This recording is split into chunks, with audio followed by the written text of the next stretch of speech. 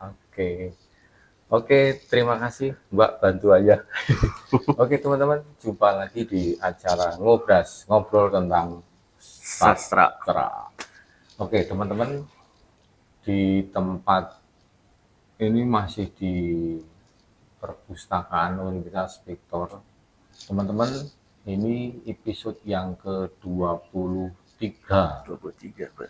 Jadi Ngobras sekali lagi ini menjadi wahana tempat teman-teman nanti sharing tentang buku-buku yang teman-teman baca.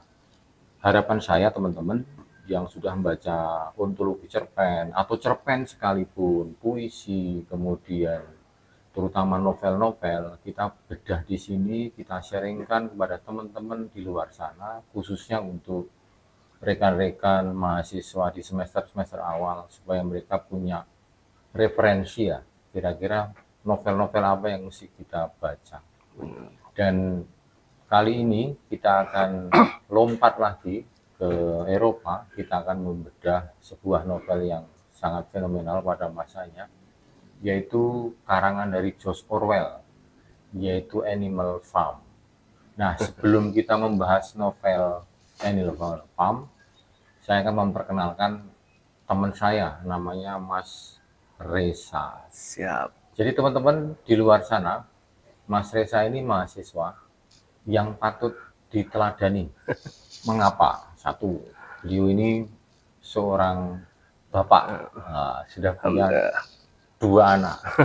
Jadi kuliah itu tidak mengenal batasan selama hayat masih dikandung badan, Betul?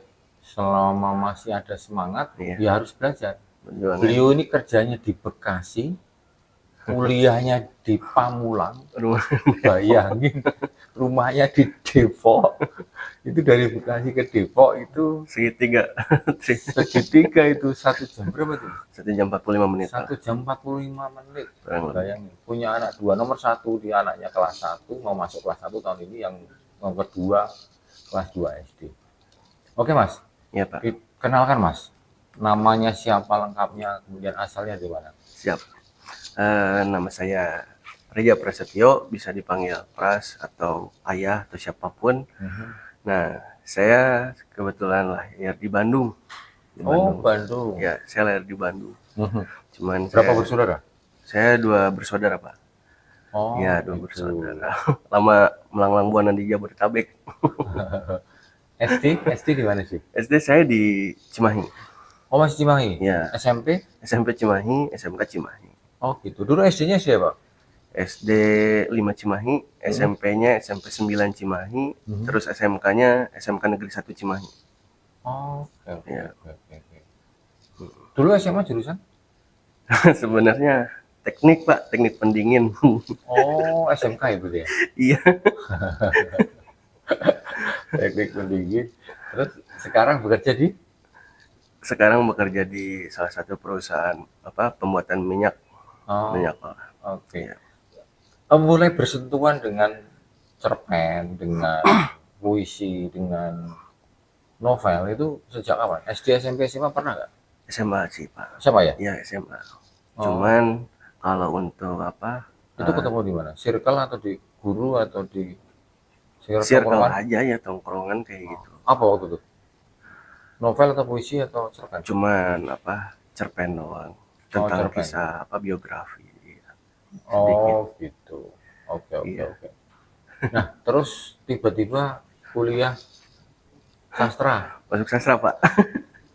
Kalau misalnya masuk menghindari ya. jadi gini Pak, jadi ketika itu gelombang terakhir gitu ya, saya sebenarnya punya teman di pusat, dia teknik, ditawarin kan lah teknik, ayo udah masuk teknik.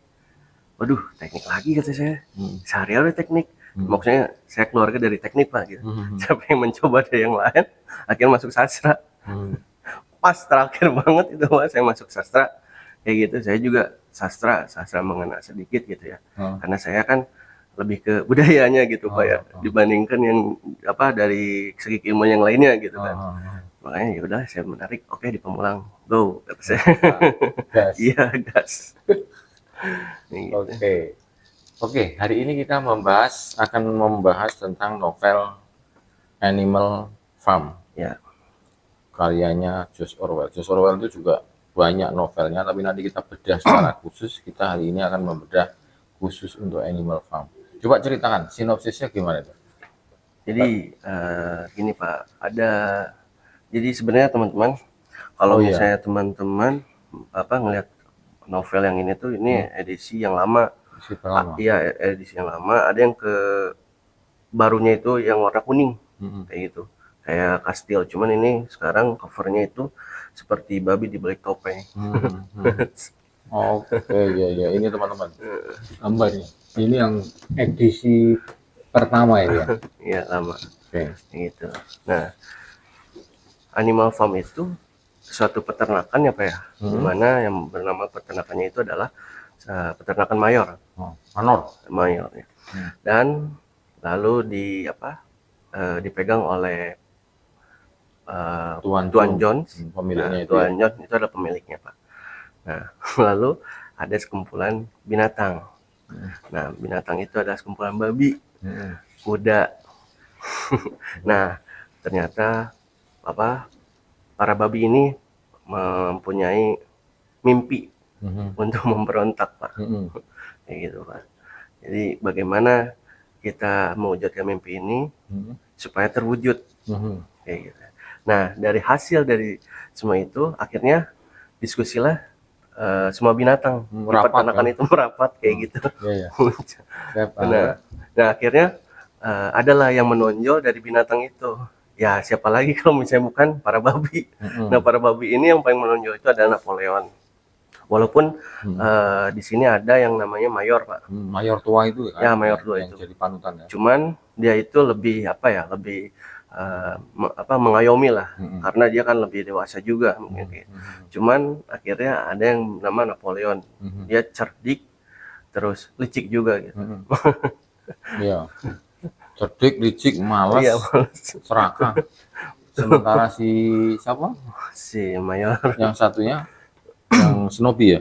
Snowy ya, Snowy. Snowy itu Snowball, sorry. Snowball itu kayak ngikutin aja gitu para perintahnya kayak gimana kayak gitu. Terus kalau misalnya yang kuda itu si Molly sama si Peterson tuh, dia kan melambangkan kegagahannya Pak ya, kuat kayak gitu, mempunyai tubuh postur yang keker gitu dibanding yang lain. Iya. Tapi dari situ adanya pemimpin ini kayaknya si kuda ini menyimbolkan tidaknya ada perkasa gitu dari suatu simbol keperkasaan. simbol perkasaan itu kan, dari babi. Terus Nah, akhirnya memberontak kayak gitu. dia pengen mengambil itu Kekuasaan ya, propaganda kekuasaan, dan dimana membunuh juga sih Pak. Tuan Jun itu kan? Tuan John ya. Bagaimana caranya dia menyingkirkan Tuan Jun ya? Ya, maksudnya karena dia binatang ya Pak ya. Namanya binatang ingin meminggirkan Tuan John. Bagaimana caranya? Jadi dia istilahnya kalau misalnya kita ini perintah misalnya dari manusia ya. Terus kita punya binatang kayak gitu Pak ya. Terus binatang kita matok, berarti kan dia ada pemberontakan ke kita sebagai manusia. Akhirnya manusia udahlah, dia mah galak, nggak diuruskan. Akhirnya dia mencari circle baru. Nah, itulah di situ Pak, kalau misalnya menurut pandangan saya gitu Pak. Terus akhirnya pada akhirnya si binatang itu menyanyikan lagu Pak. Menyanyikan lagu kebangsaan kan? Iya, menyanyikan lagu kebangsaan. Boleh nyanyi Pak. Gimana lagunya di sini? Ada lagunya. Ada, iya. Ketika dia berhasil memberontak kan? Iya kan. Lagunya tuh kan binatang Inggris, binatang Irlandia, binatang dari tiap negeri dan iklim, dengarkan berita gembiraku tentang masa depan yang gemilang. Terus cepat atau lambat hari itu akan tiba, manusia lalim akan binasa, dan tanah Inggris yang subur akan dipijak kaki binatang belaka.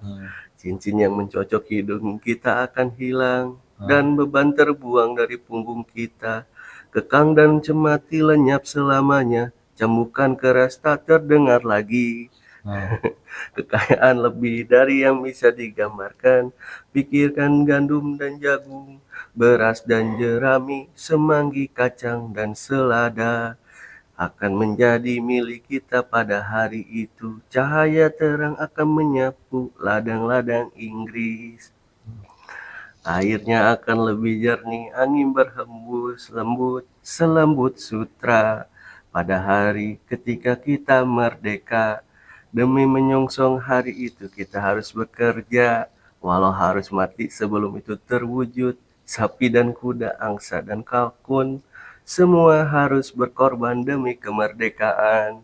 Binatang Inggris, binatang Irlandia, binatang dari tiap negeri dan iklim, dengarkan berita gembiraku tentang masa depan yang gemilang. Iya, jadi dia punya lagu kebangsaan itu. Jadi teman-teman di novel Animal Farm ini kan bahwa kekuasaan tuh bisa mengubah ya sifat seseorang, ternyata bukan sekedar isapan jempol. Jadi ketika babi-babi itu yang dipimpin oleh Napoleon dan Snowball berhasil menggulingkan pemilik peternakan itu, Tuan John tadi, itu akhirnya mereka setelah berkuasa ternyata juga lebih kayak jahat seperti manusia. Iya. Pertama bisa lebih jahat itu. Jahat dari manusia. Jadi termasuk ya kita ini mereka kan belajar dari manusia. Coba ceritakan gimana awal mulanya terjadinya pertengkaran. Awalnya kan rukun kan antara Napoleon dan Snowball itu. Ya, awalnya rukun, terus karena dia pemberontak ya, pemberontak dan punya misi masing-masing gitu.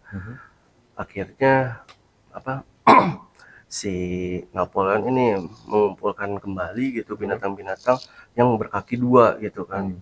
Bahwa di mana berkaki, kalau misalnya binatang berkaki dua itu sama seperti manusia, Pak. Kayak ayam. Gitu. Iya, ayam kayak gitu. Nah, kalau misalnya kita sebagai manusia ya melihat binatang berkaki dua memang pijakannya seperti manusia betul gitu. Cuman ada tapi kan mereka mempunyai sayap gitu, Pak, seperti burung-burung gitu kan. Nah, terus kan mereka protes tuh yang berkaki dua kepada Napoleon gitu kan. Apakah saya diterima gitu kan untuk mengikuti aturan dari sini kayak gitu. Tapi kan saya punya sayap kayak gitu. Nah, lalu dari situ si Napoleon kan sempat berpikir juga gitu kan mengikuti aturan. Nah, lalu datanglah sapi gitu kan, Pak ya. Nah, sapi ini diperintahkan untuk hasil susunya itu tidak boleh diperjualkan gitu kan. Jadi istilahnya tidak boleh diperas lah gitu. Karena kalau misalnya ketika sapi itu diperas gitu, Pak ya, hasilnya itu kan untuk dijual, Pak ya. Untuk dijual sebagai macam lah dengan varian rasa dan untuk kebutuhan lain sebagai manusia. Nah, tapi si Napoleon ini menginstruksikan bahwa si sapi ini harus susunya itu untuk binatang-binatang gitu. Karena tanpa disadari si Napoleon ini mempunyai pemikiran yang licik gitu kan. Kalau misalnya kalau misalnya binatang ini dikasih susu gitu kan, untuk susu berarti lebih banyak dominan dikasih kepada Napoleon gitu, Pak. Dan akhirnya karena sapi itu harus diperas ya susunya, dia kesakitan, Pak. Karena nggak diperas. Itulah efeknya sapi kalau misalnya tidak diperas. Oh iya. Demam lah kalau. Iya, demam semua. Jadi nggak ada yang keluar. Nah, ingat nggak konfliknya, apa yang memicu konfliknya Napoleon sama Snowball? Konfliknya itu kalau saya tetap iri kan dia, iri. Iya, maksudnya punya misi gitu, punya misi yang bahwa si mayor itu lebih lebih mempunyai detail gitu, Pak. Detail kekuasaannya bahwa untuk menangani binatang ini lebih adil. Pokoknya negara binatang itulah ya. Iya. Enggak, sebenarnya itu bukan lebih mayor. Setelah mayor nggak ada kan, artinya Snowball itu kan yang lebih teliti, ya kan? Benar, restruktur. Nah, melihat itu kan si Napoleon, si babi Napoleon itu akhirnya iri dengan si babi Snowball tadi kan. Snowball. Maka terus dia berusaha menyingkirkan itu kan. Iya. Nah, setelah disingkirkan, akhirnya negara para hewan tadi kan kacau balau. Panik, kacau balau. Kacau balau. Iya. Karena si babi-babi yang lain kan tidak boleh bekerja. Betul. Sementara yang Betul, bekerja kan binatang-binatang kaki dua tadi. Iya. Salah satunya ayam yang Ayam. suruh bertelur. Betul. Terus itu gimana ceritanya? Yang ayam tuh ingat nggak? Kalau misalnya yang ayam itu kan tidak boleh bertelur ya, karena ya hasilnya telurnya itu Pak, maksudnya tidak boleh Bertelur, ya, tapi telurnya itu dijual gitu Pak, maksudnya. Jadi ya namanya perintah ya dari si Napoleon, nggak boleh mengerami gitu ya. Akhirnya ya telurnya itu didiamkan seperti biasa gitu Pak, dirami, cuman nggak diangkut gitu. Yang mengenai itu ingat nggak? Yang 7 hukum itu? Yang apa? 7 hukum dari warisannya itu kan Snowball akhirnya kan buat 7 hukum tuh. Ingat nggak? Yang 7 itu salah satunya itu merupakan ucapannya Mayor Tua sebenarnya, yakni bahwa semua hewan itu setara. Oh iya, kan itu setara. Nggak peduli itu berkaki 2 atau kaki 4. Ya. Dia harus mendapat jatah yang sama. Jatah yang sama, maksudnya berlaku adil lah gitu. Dalam peternakan, karena kan di sini juga kan namanya animal farm ya, harusnya kan bentuknya kekeluargaan. Jadi malah di dalam situ tuh ada misi yang dimana untuk bikin kacau balau si binatang-binatang itu gitu Pak. Oke. Nah, pada akhirnya setelah terjadi kudeta yang dilakukan oleh babi Napoleon dan babi Snowball menggulingkan si pemilik peternakan yang Tuan Jun tadi. Terus yang kedua berhasil, akhirnya mereka membuat semacam kayak negara para hewan kan. Kacau. Nah, setelah itu Napoleon kan memberontak tadi, akhirnya dia menyingkirkan si Snowball tadi. Nah, setelah mengetahui bahwa di peternakan itu kacau balau, itu akhirnya kan Tuan Jun datang lagi. Iya, memeriksa kandang kayak gitu. Apa akhirnya yang terjadi? Akhirnya kan si Tuan John kalau itu ya, mereka masuk tuh meriksa dan melihat gitu binatang-binatang ini kok ada yang aneh gitu, maksudnya dari seperti biasanya gitu Pak. Karena yang biasanya tadi ayam bertelur gitu kan, sapi selalu diperas gitu, ternyata adanya penolakan gitu Pak. Terus? Nah dari situ dari situ kan si Tuan John seperti ini menemukan yang tidak biasa gitu Pak di kandangnya Pak. Oke, jadi sebenarnya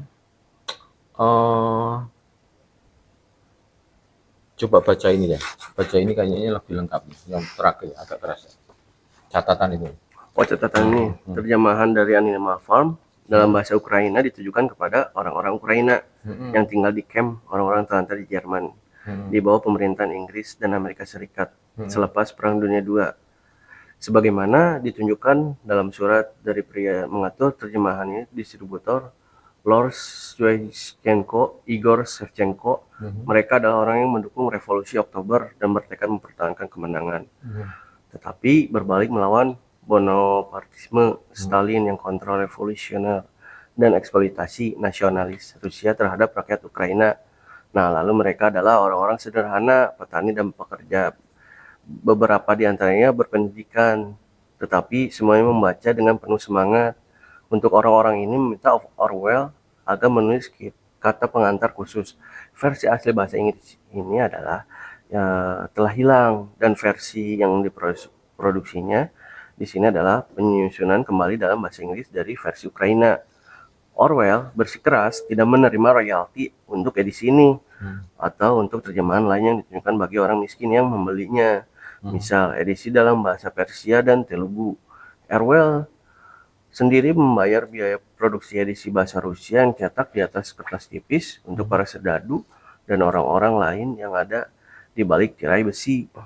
Oke, Seperti jadi itu, Pak. teman-teman intinya kalau nanti di sinopsisnya itu bahwa Animal Farm ini pemberontakan yang dilakukan oleh para hewan-hewan di peternakan Manon tadi. Jadi yang Binatangisme. dipimpin, maka disebut binatangisme, yang dipimpin oleh Napoleon, si babi Napoleon dan si babi Snowball. Snowball. Mengapa mereka melakukan pemberontakan? Yang pertama adalah karena Tuan Jun, si pemilik Manor Farm ini tidak adil. Merasa para binatang itu diperlakukan tidak adil, makanya tidak rata. Nah, setelah memberontak, mereka menguasai, ternyata hewan pun seperti manusia, ya kan? Ya, Ketika mereka punya kekuasaan, mereka itu menjadi serakah, mereka menjadi apa itu sifatnya berubah. Maka teman-teman, kalau kalian mau mengetes temanmu itu baik atau tidak, itu berikan dia kekuasaan. Maka dia berubah. Banyak kasus kan Mulyono dan sebagainya itu sampai berantem dan banyak sejarah seperti itu. Oke mas, kalau novel hari ini, novel Farm ini ya. untuk konteks hari ini sebenarnya masih relate ya bahwa Pada kehidupan. untuk Kalau misalnya kehidupan kehidupan. bahwa temen nongkrong kita waktu SMA, Iya. kemudian terus temen kuliah, temen mungkin circle di Ya, circle kita tongkrongan lah, yang Pak. begitu jadi kerja lupa kan? Iya. Ingat gak waktu dulu? Saya dulu masih ingat tuh. Ketika SMA waktu di Jogja, saya nongkrong, bro, zaman-zaman susah. Nanti kalau kita sukses, ingat ya, kita harus saling kontak-kontakan, kita saling Iya, kabar-kabar. kabar-kabaran akrab, boro-boro. Oh, Nggak ada, Pak. Mementingkan hidupnya sendiri begitu. masing-masing. Apalagi kalau Pak Bur, yang susah-susah masih balik. Oh, Iya, iya kan? betul. Oke. Oke, Mas. Sekarang sudah skripsi. Lagi menjalani skripsi. Oh, ngambil apa? Sastra. Linguistik, sastra. Sastra. Novel, cerpen. Novel. Oh, novelnya siapa? Haruki Murakami. Yang judulnya? Lelaki-laki tanpa perempuan. Oh, itu gara-gara mau pilih Haruki Murakami. Ini belum ada yang mengangkat Haruki Murakami. Saya penggemar Haruki Murakami. Saya ada novel. Karena saya pas ngeliat apa covernya dulu kan, kita kayak gitu. Apa ini kayak gitu ya? Cuman ada layout apa biru ketua-tuaan sama putih tuh, ya kan? Dan judulnya itu lelaki-laki tanpa perempuan. Nah, saya sebagai lelaki, apabila misalnya kita tidak sama perempuan, itu bagaimana yang terjadi gitu Pak di luar sana gitu. Seperti apa? Oh gitu. Saya kapan-kapan kita bedah itu ya kalau sudah selesai. Mudah-mudahan Pak, siap. Sudah selesai skripsi, mudah-mudahan skripsinya lancar. Min. Kalau Haruki Murakami itu banyak kan memang. Ada emang novel-novel besarnya termasuk. Saya punya Kronik Burung Pegas tuh belum selesai. Yang satunya sudah selesai, nyanyian Sunyi. Terus Kafka, yang Kafka versinya ini bukan Kafka itu ya. Metamorphosis, tapi kakaknya si Haruki Murakami.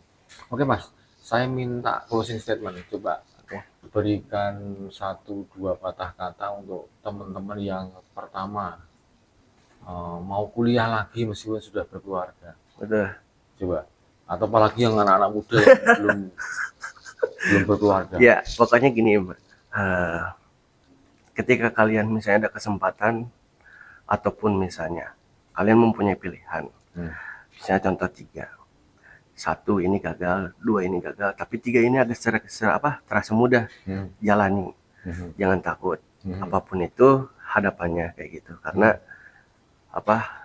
sifatnya kita sebagai manusia, kita harus tetap berjuang, apalagi seorang lelaki gitu kan. Mau gimana pun hasilnya tetap kita jalankan. Gas pokoknya mah. Terus, nah itu penting teman-teman, karena kayak Mas Reza itu kalau di kelas selalu ngomong ya bahwa pendidikan itu ketika nanti Mas Reza lulus, insya Allah sidang, kemudian lancar wisuda, terus mendapat gelar SS sarjana sastra, minimal kan dia membawa memotivasi anak Mas Reza ya kan? Oh iya papaku aja gila ya, capek kerja masih kuliah, maksud saya nggak mau kuliah kan, benar-benar begitu. Mendapat memotivasi saudara, ponakan itu, karena satu-satunya yang bisa mengubah itu pendidikan. Paling tidak kita circle-nya tambah, tongkrongan kita tambah, terus obrolan kita juga ya minimal ngomongin tentang dunia-dunia peradaban. Peradaban, betul. Terus motivasi kepada adik-adik kelas supaya mau membaca. Motivasi membaca kayak gitu, apa yang kamu suka, apa yang kamu lihat, maka segerakan gitu. Karena kalau misalnya tidak segerakan, kapan lagi gitu. Tetaplah berjalan di atas laut yang berontak, teman. Seperti Iya, itu, Pak. betul. Karena apa itu, laut itu kalau nggak berombak ya nggak ada tantangannya. Iya, Ya kan? terus Begitu terus. Oke teman-teman, ini obrolan kita hari ini. Thank you Mas. siapa? Reza. Siap. Semangat terus, Oke, sehat Pak. terus, jaga. Siap. Nah, Terlupa. gimana? Saya ada souvenir dari buat Pak Gio. Wih, apa itu? Ini adalah alat musik tradisional sih, teman-teman. Dari Sunda. Iya, ini adalah Oh iya iya iya. karinding ini. Aha. Karinding ini. Aha. Ya kan? Pak Gio tahu sendiri, teman-teman, suka bermain musik. Iya. Semoga dengan adanya ini Saya mainkan. iya, siap. Saya suka harmonika sama thank you ya. Siapa? Mas keren nih. Thank you. Oke teman-teman, mudah-mudahan percakapan hari ini bermanfaat, diambil hikmahnya. Nah teman-teman wajib yang belum pernah membaca Animal Farm punyanya George Orwell harus mencari. Yang e-book saya ada, tapi lebih baik teman-teman beli, banyak sekali di marketplace atau di toko buku ada. Oke, salam sastra, salam literasi. Siap. Thank you. Udah, Mbak, minta tolong Mbak. Mbak, minta tolong Mbak. Thank you ya.